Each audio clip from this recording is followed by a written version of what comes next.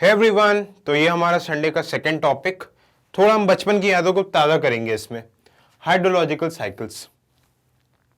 अब आप बोलोगे सर ये बच्चों ऐसी चीज़ें हमें क्यों पढ़ा रहे हो? रीज़न है, रीज़न आगे आप लोगों को पता चलेगा क्या रीज़न है। ठीक है, प्री में कई बार ये चीज़ें आ जाती है, ये नहीं, इसके आगे की चीज़ें, थोड़ी बचपन की चीज़ें रिव्यू कर लेते हैं। ये देखो ओशन है। ओशन कैसे भर रहा है? स्नो मेल्ट हो रहा है, रिवर्स आ रही है, रेनफॉल हो रही है, लेक्स वगैरह से रिवर्स आ रहे हैं, रिवर्स समुद्र में, सी में जमा हो रहा पानी। अब क्या हो रहा है जनरली? यहां पे सनरेज आ रही है, ये सन है, सनरेज आ रही है, सी सरफेस पर आ रही है, इवेपोरेशन हो रहा है। इवेपोरेशन हो रहा है, ये देखो इवेपोरेशन हो रहा है। ट्रांसपिरेशन हो रहा है, पेड़ के अंदर जो मॉइस्चर है सनरेज की वजह से वो भी ऊपर सरफेस पे आ रहा है, ये ट्रांसपे इवेपोरेशन, वाटर वे। और ट्रांसपिरेशन में क्या हो रहा है? Water vapour.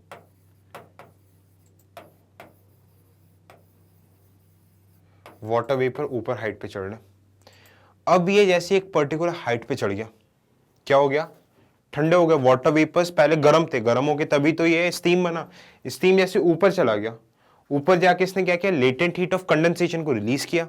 Latent heat of condensation को रिलीज करके क्या बन गया? ये जो छोटे छोटे डस्ट पार्टिकल्स थे, हाइग्रोस्कोपिक न्यूक्लियाई बोलते हैं उसे, वहां पे जमा होकर ये क्या बनने लग गए? ऊपर एक पर्टिकुलर हाइट में आके ये वाटर वेपर्स बड़े बड़े वाटर ड्रॉपलेट्स में कन्वर्ट हो गया और वो एग्लोमेरेट, पास में एग्लोमेरेट होकर क्लाउड्स बन गए। ये देखो क्लाउड्स बन गए, और क्लाउड्स ट्रैवल होके रेनफॉल हुआ, लेक अंडरग्राउंड वाटर में गया, स्नो वगैरह मेल्ट हुआ, ये वापस से पूरा आके इसमें मिला, फिर ये पूरी एक साइकिल चलती रही ऐसे गोल गोल।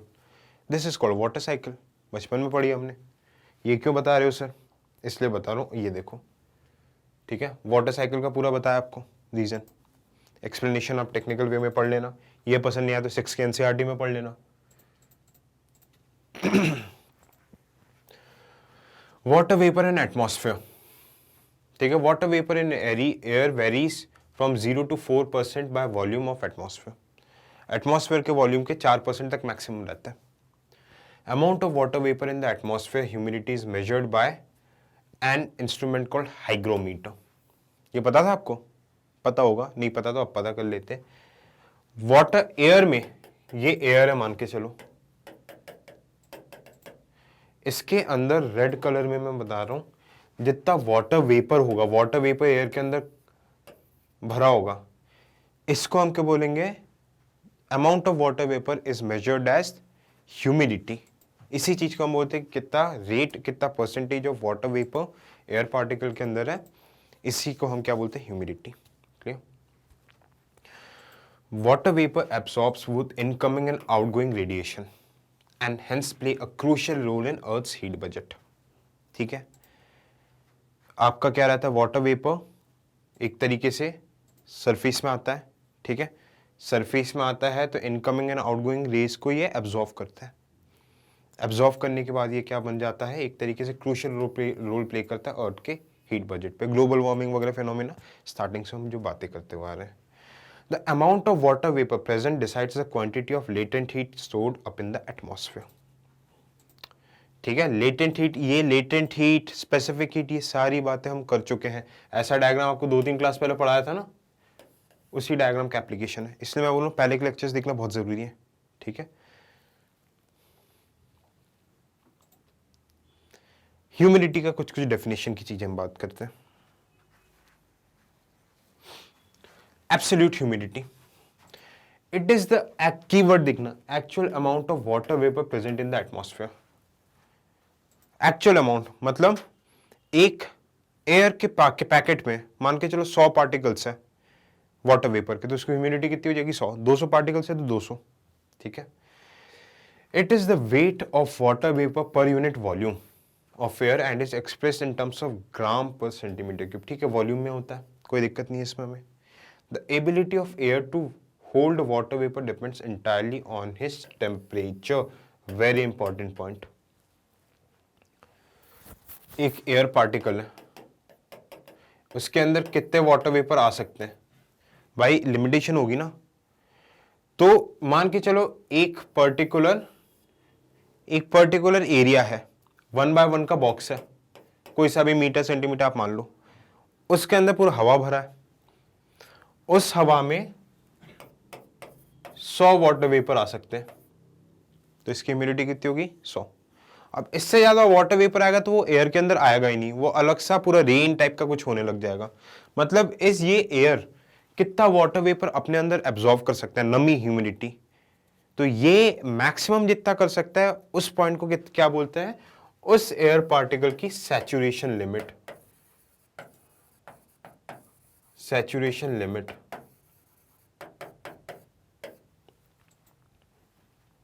बात समझ में? सैचुरेशन लिमिट मतलब एक 1/1 में 100 ही आ पा रहा है, 100 वाटर वेपर्स आ पा रहे हैं। अब मेरे पास कुछ नहीं, मेरे को पर 150 वाटर वेपर भरने। अब भाई 100 में इसने बोल दिया मेरा पेट भर गया, मैं अब और नहीं ले पाऊंगा एयर पार्टिकल ने। अब मेरे को इसका पेट बड़ा करना है, तो वो मैं कैसे करूंगा, इसको गर्म करना शुरू कर दूंगा, मतलब टेम्परेचर बढ़ा दूंगा। टेम्परेचर जैसे ही मैं बढ़ा दूंगा तो इसके एयर के पास के जो पार्टिकल्स होंगे, जो इंटर एयर मॉलिक्यूल्स रहेंगे, उनका डिस्टेंस बढ़ जाएगा। उनका डिस्टेंस बढ़ जाने से उसके बीच में और स्पेस क्रिएट हो गई, तो मान के चलो इसमें 50 और आ गए, तो टोटल 150 हो गए, 150 वाटर वेपर आ गए। इसका इन्फ्रेंस मैंने क्या निकाला कि अगर मैं टेम्परेचर बढ़ा दे रहा हूं तो मेरा वाटर वेपर की लिमिट भी बढ़ जा रही है एयर पार्टिकल में, यानी कि मेरा सैचुरेशन लिमिट भी बढ़ जा रहा है।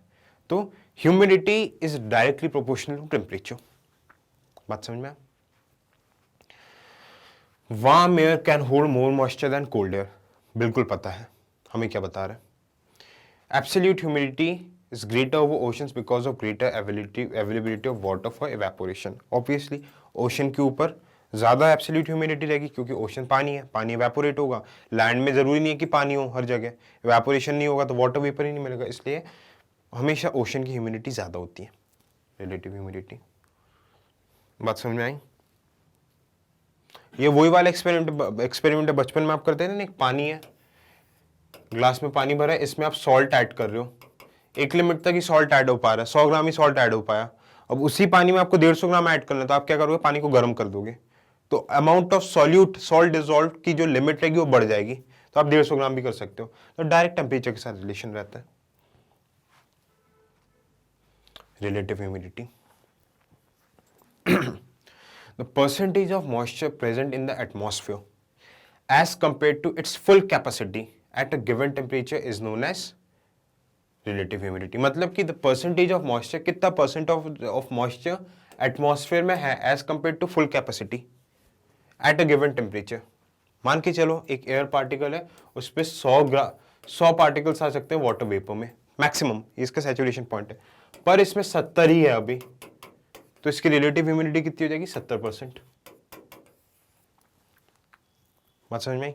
30 और आ सकती है। Air containing moisture to its full capacity at a given temperature is said to be saturated. ठीक है, अगर 100 पहुंच गया इसमें तो एयर सैचुरेट हो जाएगा, और सैचुरेशन लिमिट बढ़ानी तो मैं टेम्परेचर बढ़ा दूंगा। At this temperature the air can not hold any additional amount of moisture, hence the relative humidity of saturated air is 100।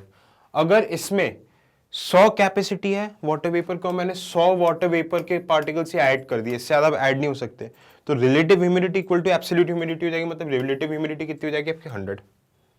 बात समझ में? Relative humidity is greater over the oceans and less over the continents. क्यों? Water vapour की वजह से। बात clear है? Due point, धीरे धीरे हमें ह्यूमिडिटी की डिफरेंट चीजें समझिए, ये प्री के लिए बहुत ज्यादा इंपॉर्टेंट चीज है, बस कंसेप्ट आपको रटना नहीं है, दिमाग लगा के कंसेप्ट समझना है।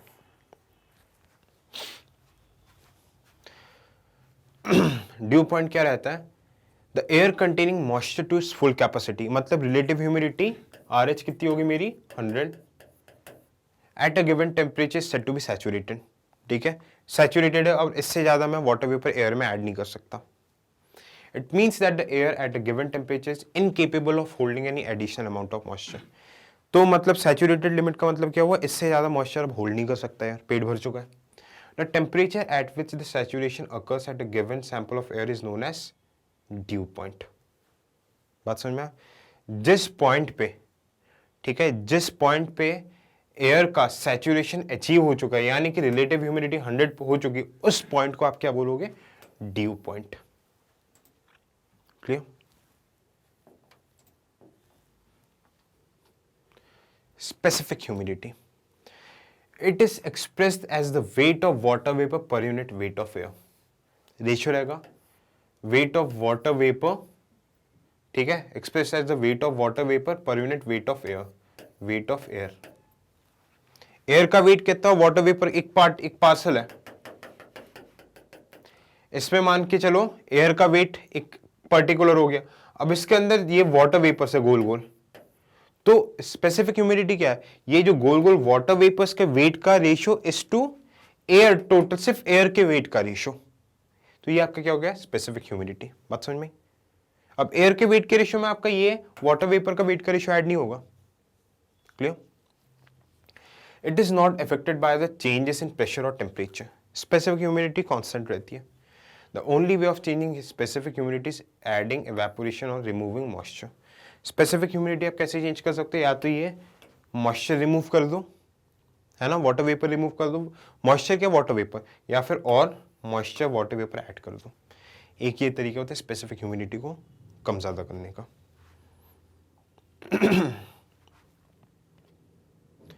एवेपोरेशन।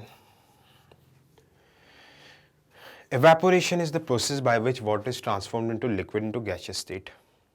ठीक है, सिंपल, पानी है, सनरेज आ रही है, वाटर वेपर में कन्वर्ट हो गया, वाटर वेपर ऊपर जाती गई, टेम्परेचर पहुंची, ठंडा हुआ, वाटर वेपर जैसे ही ठंडा हुआ तो वो लेटेंट हीट ऑफ कंडेंसेशन को बाहर छोड़ेगा, वाटर वेपर ड्रॉपलेट में कन्वर्ट हो जाएगा, क्लाउड्स बन जाएंगे। ये सिंपल सा फंडा है एवेपोरेशन का। बात समझ में आ गई? ओशन 84 कंट्रीब्यूशन रहेगा, क्यों, पानी ज़्यादा ओशन में, और कंटेंट 16%, जो अंदर जो लेक्स वगैरह रहते हैं वो कर देता है। आपका ट्रांसफर इवेपोरेशन हो गया, है ना, पेड़ों से जो होता है। The highest annual evaporation occurs in the subtropics of the western north Atlantic and north Pacific because of the influence of gulf stream and Kuroshio currents. Current की बातें हैं, क्यों होता है ऐसा, ये देखो वार्म करंट्स हैं, थोड़ा सा आपको थोड़ा पेशेंस रखना पड़ेगा ओशनोग्राफी, क्योंकि करंट जब तक मैं समझाऊंगा नहीं पॉइंट्स थोड़े से डाइसी हो सकते हैं। मान के चलो ये अभी इतना समझ के चलो वार्म ओशनिक करंट से, मतलब इक्वेटर से लैटिट्यूड पोल की तरफ जा रहे हैं, गर्म करंट से। अब ये जैसे ही गर्म करंट्स जाएंगे तो ये क्या करेगा, ऑलरेडी गर्मी हो रही है, इवेपोरेशन कब होता है, जब टेम्परेचर हाई रहता है। ये गर्म करंट्स ऑलरेडी एटमॉस्फेयर का टेम्परेचर और ज्यादा बढ़ा देगा। अब एटमॉस्फेयर का टेम्परेचर और ज़्यादा बड़ा हो गया तो और ज़्यादा इवेपोरेशन होने लग जाएगा। तो एक तो सनरेज की वजह से ट्रॉपिक्स, सब ट्रॉपिकल रीजन पे वैसे ही सनरेज मैक्सिमम आती है, और प्लस इसके साथ साथ वार्म करंट्स भी आ जा रहे हैं, तो डबल गर्मी तो डबल इवेपोरेशन होने लगा। बात समझ में आई?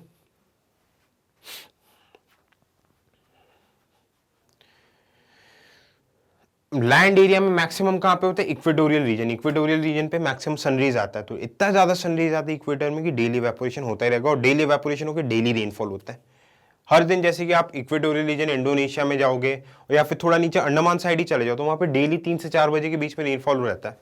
क्लाइमेट क्यों, क्योंकि सनरेज इतनी आ रही है, डेली ये वाला प्रोसेस होता है, evaporation, condensation, precipitation equatorial region पे। ठीक है, factors affecting rate of evaporation पढ़िए से। Amount of water vapour available, water available, जितना वाटर होगा उतना ज़्यादा इवेपोरेशन। ठीक है, इवेपोरेशन सरफेस एरिया, जितने ब्रॉड सरफेस में फैला होगा वाटर, लेक वगैरह, उतना ज़्यादा एरिया में सनरेज रिसीव होगा और उतना ज़्यादा इवेपोरेशन। अगर छोटा सा बकेट हो वो डीप है, इवेपोरेशन कम क्यों होगा, क्योंकि इवेपोरेशन तो सरफेस से होता है ना, सन एकदम अंदर तो घुस के पानी को खींच नहीं पाएगी, सन कहाँ से, सरफेस से उठाएगी, तो जितना ज़्यादा सरफेस एरिया उतना ज़्यादा इवेपोरेशन, उतना ज़्यादा सनरेज मिलेगी। टेम्परेचर, ज़्यादा टेम्परेचर में ज़्यादा इवेपोरेशन होता है। रिलेटिव ह्यूमिडिटी के ऊपर भी डिपेंड करेगा आपका इवेपोरेशन रेट। अगर आपका relative humidity moisture, already moisture जो एयर पार्सल है, एयर पार्सल का पेट पूरा भरा हुआ, मतलब रिलेटिव ह्यूमिडिटी ऑलरेडी 100 है आपकी, तो आप इवेपोरेट करके क्या कर लोगे, इवेपोरेट करोगे, पर वो एयर के अंदर वाटर वेपर ह्यूमिडिटी बढ़ ही नहीं पाएगी, क्योंकि ह्यूमिडिटी ऑलरेडी 100% है। तो रिलेटिव ह्यूमिडिटी जितनी कम होगी इवेपोरेशन उतना ज्यादा होगा।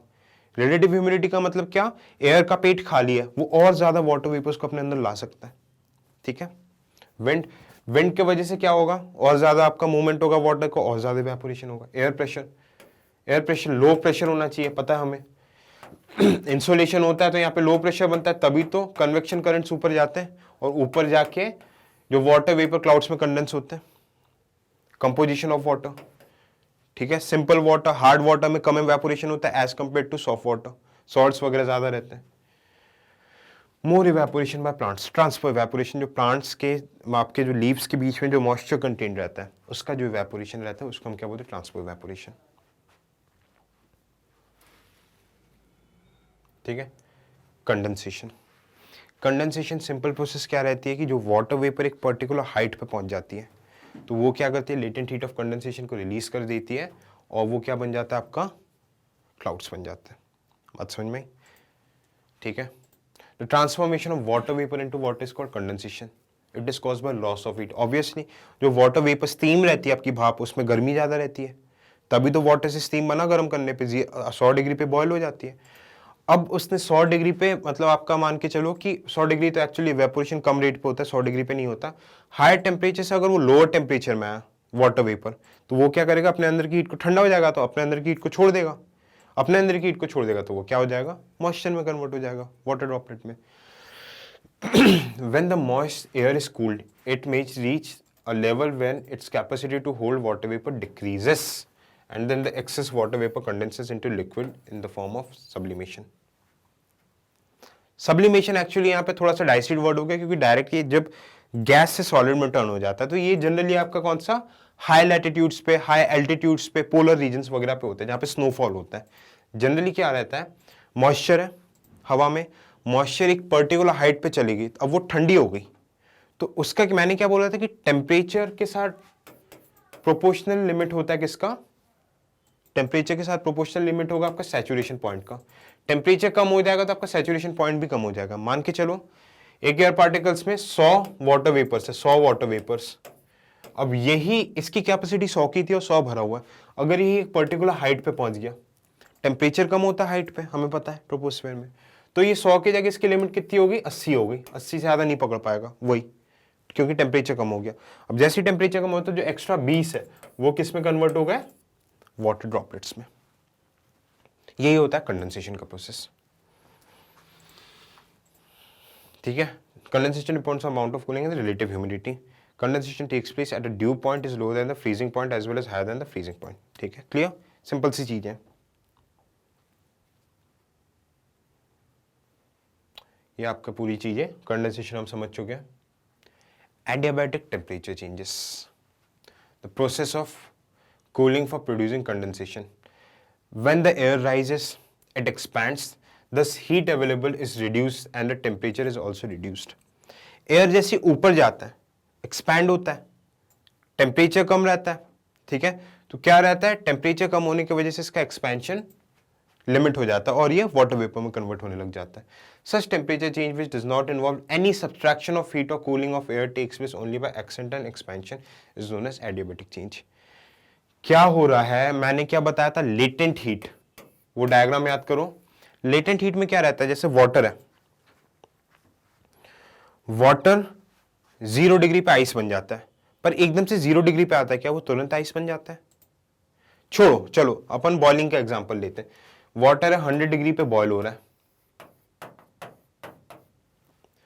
अब पानी को आप 100 डिग्री पे लेके आ गए, आपने वो थर्मामीटर डाल के देखे 100 डिग्री, 100 पे तो इसको स्टीम बन जाना चाहिए, क्या तुरंत बनता है, नहीं, तुरंत इसलिए नहीं बनता, 100 डिग्री पे आ गया थर्मोमीटर पे, पर फिर भी आप इसे बॉयल करे जा रहे हो, 5, 7, 10 मिनट बाद ये क्या होगा, धीरे धीरे भाप निकलना शुरू होगा। ऐसा क्यों होता है, मैं हीट दे रहा हूं तो टेम्परेचर बढ़ना चाहिए ना, पर इस पॉइंट पे क्यों टेम्परेचर नहीं बढ़ रहा, क्यों, क्योंकि इसमें लेटेंट हीट ऑफ वेपराइजेशन का यूज हो रहा है। लेटेंट हीट में क्या रहता है, इसमें टेम्परेचर चेंज नहीं होता, 100 पे है तो 100 पे ही रहेगा, पर इसमें स्टेट चेंज होता है। ये वाला जो डायग्राम बताया था, स्टेट चेंज हो रहा है, मतलब कि वाटर से ये गैशियस फॉर्म में आ रहा है, लिक्विड से गैशियस फॉर्म में आ रहा है, लिक्विड से गैशियस फॉर्म में आ रहा है, तो इसको क्या होगा, लेटेंट हीट ऑफ वेपराइजेशन अपने अंदर ले रहा है, ठीक है। तो ऐसे चेंजेस जहां पे टेम्परेचर चेंज नहीं होता पर स्टेट चेंज होता है, ठीक है, ठंडा गर्म होता है, ठंडा गर्म एक तरीके से वाटर से स्टीम वेपर बन जा रहा है, वेपर से आपका कंडेंसेशन हो जा रहा है, ठीक है, स्टेट चेंज हो रहा है, है ना। साथ ही साथ ठंडा और गर्म हो रहा है पर टेम्परेचर चेंज नहीं हो रहा है, ऐसे चेंजेस को हम क्या बोलेंगे, एडियाबैटिक चेंजेस। बचपन से पढ़ते हुए आ रहे हैं, उस टाइम पे 9th-10th में थोड़ी सी चीजें पढ़ ली होती तो ये एकदम क्लियरली समझ में आती। The vertical displacement of air is the major cause of adiabatic temperature changes. ठीक है, नॉन एडियाबैटिक क्या होगा कि जो रेडिएशन कंडक्शन वगैरह जिसमें टेम्परेचर का चेंज हो जाए, जो हमने पढ़ा है ये चीजें वगैरह। ठीक है, रेडिएशन वगैरह पूरी हम ये डिटेल में पढ़ चुके हैं। अब डिफरेंट फॉर्म्स ऑफ कंडेंसेशन, इसी में हमें क्या पढ़ना है, ड्यू, ठीक है, फ्रॉस्ट, फॉग, स्मॉग, सारी चीजें हमें पढ़ना है इसमें।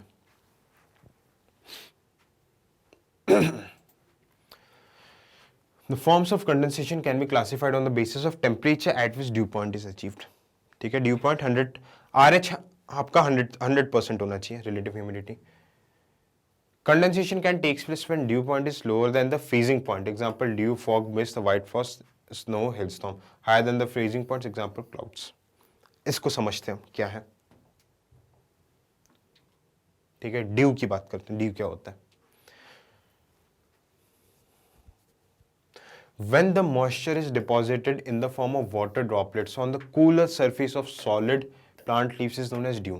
The ideal condition for its formation is clear sky, calm air, high relative humidity, long and cold nights. The formation of dew is necessary at a dew point is up to the freezing point. समझो, मैं दिल्ली में रह रहा हूँ, ठीक है, example की तो समझना ड्यू कैसे होता है। दिल्ली में रह रहा हूँ, ठंड पड़ गई दिल्ली में, दिल्ली की ठंड जो आप लोग दिल्ली में रहते हो आपको समझ में आता होगा, एकदम कड़ाके वाली ठंड पड़ती है। अब क्या हो रहा है, ठंड में मैंने क्या देखा है कि सुबह मैं एकदम से उठता हूं, देखा मैं अपने गार्डन में घूमने जाता हूं, जो प्लांट्स रहते हैं, जो घास रहते हैं, उसमें छोटे छोटे छोटे छोटे वाटर ड्रॉपलेट्स लगे हुए हैं। अब ये वाटर ड्रॉपलेट्स क्यों बनते हैं सुबह उठते साथ ही, सबसे पहली कंडीशन क्या होगी कि क्लियर स्काई होना चाहिए। क्लियर स्काई क्यों होना चाहिए, क्योंकि देखो दिन में जो सनरेज आई, हमने क्या पढ़ा था, रात को जो सनरेज को जो एब्जॉर्व करती है लैंड सरफेस, ये रात को terrestrial radiation, long wave radiation के थ्रू अर्थ रेडिएट करता है हीट को। अगर यहाँ पे क्लाउड्स हुए, अगर यहाँ पे क्लाउड्स हुए तो ये हीट को ट्रैप कर लेगा और वो हीट को वापस भेज देगा, तो सरफेस आपका ठंडा ही नहीं हो पाएगा। अगर क्लाउड्स नहीं हुए तो हीट पूरी की पूरी बाहर चली गई।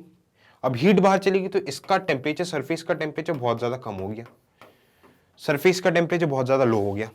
ठीक है, पहला कंडीशन क्लियर स्काई, काम एयर, एयर में ज्यादा एजिटेशन नहीं होना चाहिए। एजिटेशन हुआ तो फ्रिक्शन होगा, फ्रिक्शन की वजह से क्या होगा, हीट प्रोड्यूस हो जाएगी, रात को बहुत ठंड पड़ गई। हाई रिलेटिव ह्यूमिडिटी, अब ह्यूमिडिटी बहुत ज्यादा हाई है, वाटर वेपर बहुत ज्यादा हाई है, ह्यूमिडिटी हाई है। मैंने क्या बोला था कि ह्यूमिडिटी अगर हाई है और टेम्परेचर सैचुरेशन लिमिट पे एयर है ऑलरेडी, ह्यूमिडिटी रिलेटिव ह्यूमिडिटी 100 है, अगर मैंने टेम्परेचर कम कर दिया तो सैचुरेशन पॉइंट भी कम हो जाएगा। 100 और 80 वाला एग्जाम्पल याद करो, तो उस वजह से हो गया, टेम्परेचर कम हुआ है मेरा, ह्यूमिडिटी हाई है, तो यहीं पे सरफेस पे क्या होगा, जो वाटर वेपर्स रहेंगे, जो ह्यूमिडिटी रहेगी, वो वाटर ड्रॉपलेट्स में कंडेंस होने लग जाएंगे। वाटर ड्रॉपलेट्स में कंडेंस होकर क्या बन जाएंगे, ये छोटे छोटे छोटे वाटर ड्रॉपलेट्स जो सरफेस के ऊपर, घास, आपके प्लांट्स के ऊपर वाटर ड्रॉपलेट्स के फॉर्म में मिलेंगे। ठीक है, लॉन्ग एंड कोल्ड नाइट्स, लंबी रातें होनी चाहिए, क्योंकि सनरेज आए, अगर छोटे नाइट में सनरेज आए तो ये गर्म कर देगा, तो इसको वापस से वाटर वेपर बना के ऊपर उठा देगा। तो ये कंडीशन में ये जो रहता है, इससे क्या फॉर्मेशन होता है, ड्यू। समझ में आया, बहुत अच्छे एग्जांपल के थ्रू आपको समझाया मैंने। फ्रॉस्ट, सिंपल फंडा, अगर टेम्परेचर इतना कम हो गया जैसे साइबेरियन रीजन पे, पहाड़ों वगैरह में, कि टेम्परेचर 0 से -10 -5 तक पहुंच गए, तो हमें क्या पता है, 0 के नीचे वाटर वेपर सीधा किसमें कन्वर्ट होता है, आइस में। सेम कंडीशंस, अगर टेम्परेचर 0 के नीचे हो गया तो वाटर ड्रॉपलेट्स करके आपको आइस के पार्टिकल्स मिलेंगे। जो भाई लोग जो हमारे मतलब स्टूडेंट्स वगैरह जो नॉर्थ इंडिया से देख रहे हैं, है ना, जो शिमला, कश्मीर, लद्दाख साइड से, उनके लिए, उनको ये चीज़ बहुत अच्छे समझ में आ रही होगी। साउथ इंडिया में ये चीज़ समझ में नहीं आएगी, पर हाँ पता होना चाहिए, प्रैक्टिकली आपने नहीं देखी होगी। फॉग, फॉग चल रहा है, क्या होता है फॉग का, समझना। ड्यू किस पे बन रहा है, ड्यू आपका बन रहा है सरफेस पे, जमीन पे। ड्यू वाली सेम कंडीशंस हो गई, लैंड सरफेस है। अब यहां पे ये देखो डस्ट पार्टिकल्स है, डस्ट पार्टिकल्स है सरफेस के पास ही, ये ऊपर एटमॉस्फेयर है, ये सरफेस जहां पे मैं खड़ा हूं उसके पास की क्या हो गया आपका, बहुत छोटे छोटे छोटे डस्ट पार्टिकल्स, एरोजॉल्स, ये डीओ के पार्टिकल्स, गंदगी वगैरह है, सस्पेंडेड पीएम जो 2.5 पीएम 10, ये सारी चीजें। सेम कंडीशंस ड्यू वाली हो गई। अब कंडेंसेशन लैंड पे होने के वजह ये छोटे छोटे डस्ट पार्टिकल्स में हो गए, छोटे छोटे डस्ट पार्टिकल्स में वाटर वेपर, वाटर ड्रॉपलेट्स में कंडेंस हो गए, तो मतलब कि एक तरीके से सरफेस पे ही क्लाउड्स बन गए। क्लाउड क्या रहता है, वाटर वेपर जब वाटर ड्रॉपलेट्स में कन्वर्ट हो जाता है और क्लाउड्स बन जाता है। अब ये वाटर वेपर सरफेस पे है और जो डस्ट पार्टिकल्स कंडेंस होने के लिए डस्ट पार्टिकल सरफेस पे मिल गए, तो सरफेस पे छोटे छोटे छोटे छोटे क्लाउड्स बन गए, वाटर वेपर का कंडेंसेशन हो गया, then it would be called as fog. बात समझ में आई? ठीक है, फॉग हो गया। अब इसी में फॉग के साथ अगर स्मोक, स्मोक क्या रहता है, अनबर्न कार्बन पार्टिकल्स। फॉग के साथ अगर स्मोक, जो व्हीकल इंडस्ट्रीज से गंदगी निकलती है, जो व्हीकल से गंदगी वगैरह निकलती है, unburn carbon particles, carbon dioxide, nitrogen oxide, sulphur dioxide, ये सब अगर आपके फॉग के साथ मिक्स हो गया तो ये क्या बन जाएगा, स्मोक ऑफ स्मॉग। ठीक है, दिल्ली हरियाणा में के लोगों को बहुत अच्छे से पता ही है। मिस्ट, फॉग में क्या रहता है, डस्ट प्लस वाटर वेपर। अगर मैंने डस्ट की मात्रा कम हो गई और वाटर वेपर की मात्रा बहुत ज्यादा बढ़ गई, फिर पूरा गीला गीला गीला टाइप का हो गया, रेनफॉल टाइप का, तो ये क्या बन जाएगा, मिस्ट। मतलब कि fogs are dryer than mist. Mist less dense रहता है और क्विकर लेस डेंस क्यों रहता है, क्योंकि वाटर वेपर की डेंसिटी डस्ट पार्टिकल्स के कंपैरिजन में कम रहती है। बात समझ में आई? थिक हो जाता है, मॉइस्चर से भर के जो न्यूक्लियस रहता है वो थिक हो जाता है। ठीक है, माउंटेन्स वगैरह में कोल्ड सरफेस में देखने को मिलेगा, विजिबिलिटी 1-1.5 किलोमीटर तक चली जाती है। स्मॉग, स्मॉग की बात कर चुके हैं। दो टाइप के स्मॉग होते हैं, sulphurous smog and photochemical smog. देखते हैं, ये हालांकि एनवायरमेंट का टॉपिक है बट ठीक है। सल्फ्यूरस स्मॉग, इसको हम एक और बोलते हैं, प्री में पूछा हुआ क्वेश्चन है, लंदन स्मॉग। स्मॉग तो पता है, smoke plus fog. Sulphur, high concentration of जो गंदगी, sulphur dioxide in air, fossil fuels वगैरह कोल से निकलता है। ठीक है, इसके क्या रहता है कि स्मोक में सल्फर का अगर कंटेंट बढ़ गया तो ये सल्फ्यूरस स्मॉग, और इसका बस प्री में ये पूछ सकते हैं, इसका एक और नाम रहता है लंदन स्मॉग। बात समझ में आई? एक और रहता है बीजिंग स्मॉग भी रहता है। ठीक है, लंदन स्मॉग हो गया, एक और बीजिंग स्मॉग भी रहता है। बीजिंग स्मॉग वगैरह में क्या रहता है, इसको बीजिंग स्मॉग भी बोलते हैं और लॉस एंजलिस स्मॉग भी बोलते हैं, photochemical smog. Urban areas having large number of automobiles, automobile से सबसे ज्यादा क्या निकलता है, नाइट्रोजन ऑक्साइड। फोटोकेमिकल स्मॉग कैसे बनता है, nitrogen oxide, volatile VOC, volatile organic compounds react together in the presence of sunlight to form ozone.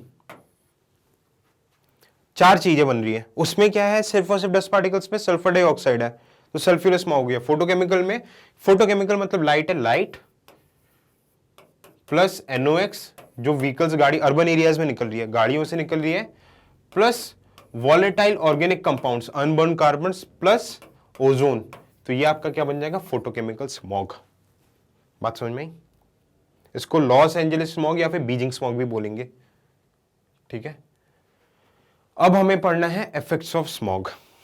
तो ये आप यहाँ पे इफेक्ट्स ऑफ स्मॉग दे सकते हो, ये is highly beneficial for prelims. ये प्लीज चार्ट को स्टॉप करके इसका स्क्रीनशॉट ले लेना। ठीक है, अब हेज, हेज क्या रहता है, मिस में क्या हो रहा था कि एक तरीके से डस्ट पार्टिकल्स है और वाटर वेपर बहुत ज्यादा हो जा रहा था as compare to dust particle. Haze तो वो मिस बन जा रहा था, हेज में क्या हो रहा है, वाटर वेपर कम है पर डस्ट पार्टिकल ज्यादा हो जाएंगे, रेगिस्तान वाले एरियाज में देखने को मिलेगा, तो इसे मैं क्या बोल दूंगा, हेज। देख सकते हो, डस्ट स्मोक वगैरह ज्यादा रहेगा, ड्राई वेदर कंडीशंस में भी देखने को मिलेगा आपको ये। ठीक है, डेजर्ट एरिया में क्लाउड्स, क्लाउड्स कैसे बनते हैं, बहुत अच्छे से रीजन हम देख चुके हैं। वाटर वेपर ऊपर जाता है सनरेज की वजह से, एक पर्टिकुलर हाइट पर टेम्परेचर कम होने की वजह से ये कंडेंस हो जाता है और लेटेंट हीट बाहर छोड़ देता है। वाटर वेपर वाटर ड्रॉपलेट्स में कंडेंस हो जा रहा है, किस में, ये डस्ट पार्टिकल्स के ऊपर कंडेंस हो रहा है। इन डस्ट पार्टिकल्स को हम क्या बोलेंगे? Hygro, HYGRO, hygroscopic nuclei, hygroscopic nuclei. बात समझ में आई? ठीक है, ये डिफरेंट टाइप ऑफ क्लाउड्स होते हैं, आगे अपन और देखेंगे। ठीक है, देखो एक मिनट में आगे बताता हूँ, पहले डायग्राम में बताता हूँ। हाँ, 3 टाइप के एटमॉस्फेयर में मैंने डिवाइड कर दिया, लो, मिडिल, हाई।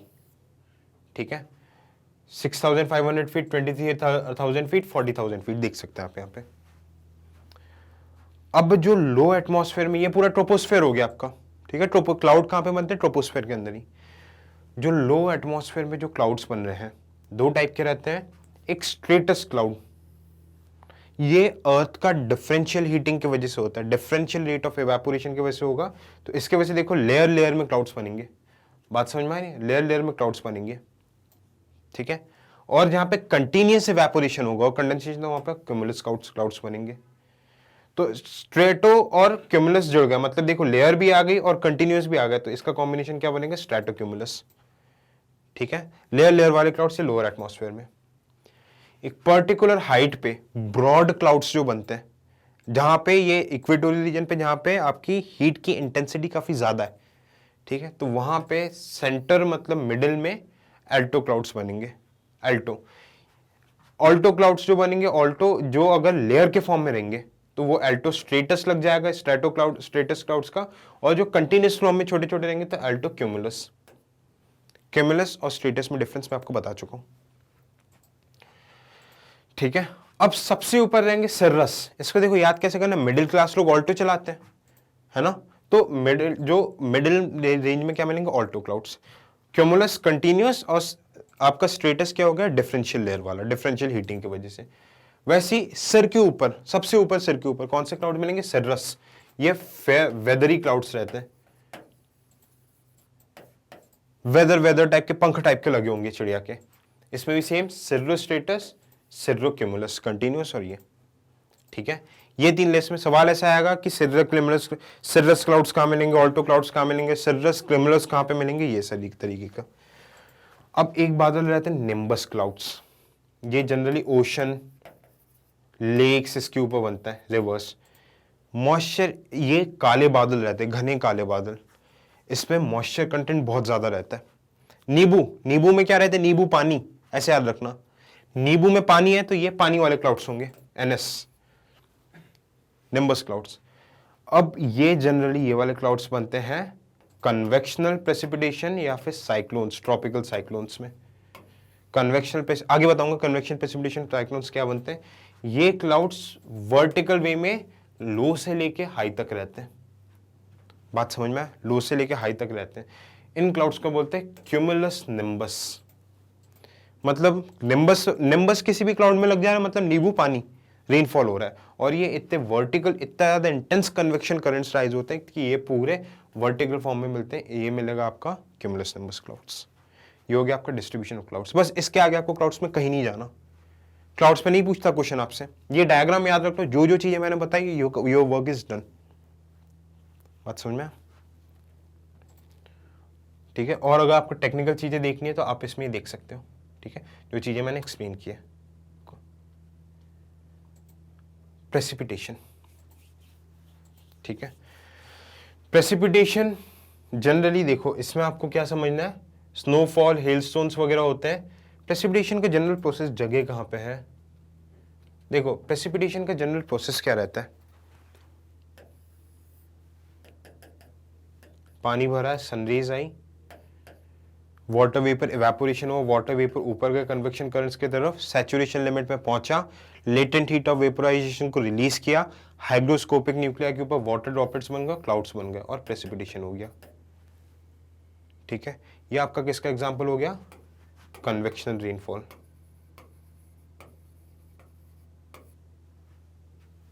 अगर टेम्परेचर 0 डिग्री से कम होगा तो ये क्या, वाटर ड्रॉपलेट्स के आइस बन जाएगा, तो यहां पे क्या होगा? स्नोफॉल। स्लीट क्या रहता है? Is frozen rain drops and refrozen molten snow water.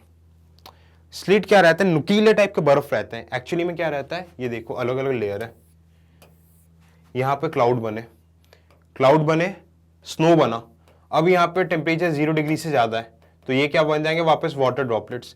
अब जैसी सरफेस के पास आएंगे, देखो अलग अलग फिनोमेना होते रहते हैं अर्थ में, बहुत सारी जगह कुछ ह्यूमन एक्टिविटीज। यहाँ पे टेम्परेचर फिर 0 डिग्री के कम हो गया सरफेस पे, टेम्परेचर इन्वर्जन हमने पढ़ा है, तो ये हमें अच्छे से पता है। तो ये वाटर ड्रॉपलेट्स वापस से स्नो के ऐसे नुकीले पार्टिकल्स बन गए, इनको हम क्या बोल रहे हैं, sleet frozen rain drops. Hailstones क्या रहता है, the drops of rain after release by the clouds. Rain के ड्रॉप्स जो क्लाउड से रिलीज होते हैं, solidified into small rounded solid pieces of ice which reach the surface as hailstone. ओले बरसते हैं, हाइट पे क्या हो गया, बहुत ज्यादा कम टेम्परेचर है, तो रेन ड्रॉप की तरह निकले, कम टेम्परेचर की वजह से मोटे मोटे गोले बन गए आइस के, 0 डिग्री से कम टेम्परेचर, और यही मेल्ट होने के पहले सरफेस पे तेजी से आके गिरे, कार वार वगैरह जो भी चीजें आती है पूरा डिस्ट्रॉय कर देते हैं। इसको क्या बोलते हैं, होले गिरते हैं। ये कहीं पे भी, कई बार आपको भोपाल साउथ इंडिया में भी देखने को मिल जाता है होले। ठीक है, ये प्रेसिपिटेशन का प्रोसेस है। अब प्रेसिपिटेशन रेनफॉल हम देख चुके हैं, अब देखो कुछ कुछ चीजें। विराज क्या होता है, it is called when rain drops evaporates before reaching the earth while passing through dry air. Rainfall हो रही है, क्लाउड है, रेनफॉल हो रही है, ये सरफेस है। अब यहाँ पे टेम्परेचर इतना हाई है, इतना ज्यादा हाई टेम्परेचर है कि रेन ड्रॉप्स यहाँ पे और यहीं पे इवेपोरेट होकर वापस से वाटर वेपर बन के ऊपर हो गए, रेन ड्रॉप सरफेस पे आई नहीं, तो इसको क्या बोलेंगे, विराज। प्री में पूछ सकता है, अभी तक पूछा नहीं है, तो ये वाला कंसेप्ट आपसे बिल्कुल पूछ सकता है। ड्रिजल क्या रहता है, drizzle is a light rainfall with drop size being less than 0.55 metre. बहुत छोटे छोटे रेनफॉल ड्रॉप्स रहते हैं, and when evaporation occurs before reaching the ground it is referred to as mist. Virga और ड्रिजल में क्या डिफरेंस रहता है, विराज में नॉर्मल बड़े बड़े ड्रॉपलेट्स रहते हैं, ड्रिजल में छोटे छोटे टाइनी ड्रॉपलेट्स रहते हैं। अभी ये क्या होता है, ड्रिजल जैसी सरफेस पे आता है, विराज पूरा ऊपर इवेपोरेट होकर वापस से क्लाउड बन जाएगा, पर ड्रिजल क्या होगा, इवेपोरेट होगा और वहीं पे रह जाएगा, तो ये क्या बन जाएगा, मिस्ट। मिस्ट हमें पता है, फॉग में अगर मॉइस्चर बढ़ा दो, तो ड्रिजल क्या करता है, फॉग में मॉइस्चर बढ़ा देता है, तो ये क्या बन जाएगा आपका, मिस्ट। बात समझ में आई। स्लाइड देख चुके हम, टाइप्स ऑफ रेनफॉल। जो मैंने एग्जांपल बताया था अभी जस्ट ये वाला, सनरेज आई, कन्वेक्शन करंट्स ऊपर उठे, ऊपर जाके क्लाउड्स बन गया, कंडेंसेशन होने के बाद रेनफॉल हुई आपका कन्वेक्शन रेनफॉल। सबसे कॉमन वे ऑफ रेनफॉल रहता है सनरेज की वजह से। एक रहता है orographic rainfall, south west monsoon आ रहा है, प्रीवियस लेक्चर में समझा था हमने। अभी ये आपका वेस्टर्न घाट्स, पहाड़ है, पहाड़ के ऊपर चढ़ने लगा मानसून, पहाड़ के ऊपर चढ़ने लगा, एक हाइट पे पहुंच गया, तो ये कंडेंस होकर क्लाउड्स बन गए और यहीं पे पूरा रेनफॉल हो गया, यहाँ पे पेड़ उग गए। शोला फॉरेस्ट ऑफ केरला एग्जाम्पल, केरलियन बंधु लोगों को ये समझ में आ रहा होगा, ठीक है, शोला फॉरेस्ट केरला। अब देखो ये जो साउथ वेस्ट मानसून आ रहा था, इसने पूरा मॉइस्चर इसी साइड ही लूज कर दिया, तो इसको क्या बोलूंगा मैं, windward side, windward side, moisture पूरा यहीं का लूज कर दिया और यहां पे सिर्फ ड्राई एयर चली, तो इसको क्या बोलूंगा मैं, लीवर्ड साइड।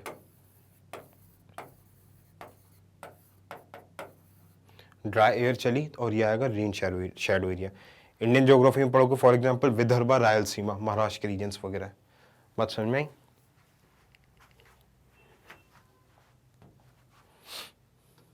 ठीक है, फ्रंटल रेनफॉल, ठीक है, frontal rainfall is the process of tropical cyclones, sorry temperate cyclones.